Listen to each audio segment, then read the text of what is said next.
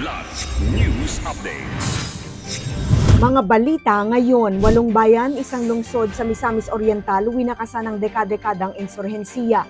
Sea of Trash sa Baclaran, nabawasan na. Marcos, ininspeksyon ng tuloy-tuloy na cleanup operations. 8.3 million pesos na halaga ng hinihinalang ketamine na itinago sa bunny figurine na sabat sa Clark. Ako po si Cesar Soriano para ihatid ang mga nangungunang balita sa buong kapuluan. Ngayon, Nakamit ng 8 bayan at isang lungsod sa Misamis Oriental ang Stable Internal Peace and Security o SIPS status kasunod ng ilang dekadang kampanya upang wakasan ang localized insurgency threat sa mga naturang lugar. Formal na idineklara noong August 10 ang SIPS status ng Lugait, Mantikau, Naawan, Initaw, Libertad, Gitagum, Alubihid, Opol at El Salvador City sa provincial capital sa Cagayan de Oro City. Ayon sa Army, nangangahulugan ng SIPS status na na-clear ang remnant insurgency threats at neutralized armed elements habang kaya ng panatilihin ng mga lokalidad ang seguridad sa pamamagitan ng kanilang peace and order mechanisms. Kasabay ng deklarasyon, formal ding isinali ng 44th Infantry Battalion sa 88th Infantry Battalion ang area of responsibility. Pinangunahan ng 4th Infantry Division, 403rd Infantry Brigade at Misamis Oriental Provincial Government ang aktibidad. Nangako naman ang LGU na poprotektahan ng peace gains habang higit na pagtutuunan ng kabuhayan, development programs at inclusive growth.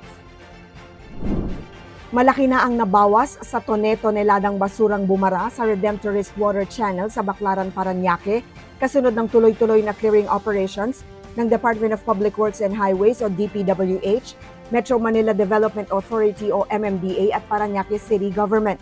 Personal na ininspeksyon ni Pangulong Ferdinand Marcos Jr. noong August 12 ang operasyon kasama sina DPWH Secretary Vince Dizon, MMDA Chairman Romando Artes, MMDA General Manager Nicolas Torre III at mga lokal na opisyal ng Parañaque.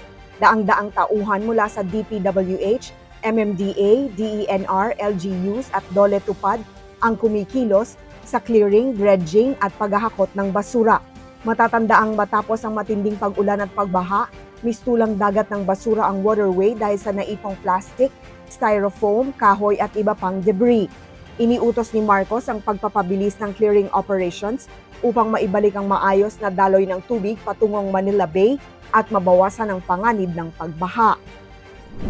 Nasabat ang 8.375 million pesos na halaga ng hinihinalang ketamine na itinago sa resin bunny figurine sa Clark, Pampanga nitong August 11. Ayon sa Bureau of Customs o BOC, nagmula sa France ang shipment na nasabat sa warehouse ng BOC Port of Clark matapos makatanggap ng derogatory report mula sa Philippine Drug Enforcement Agency o PDEA.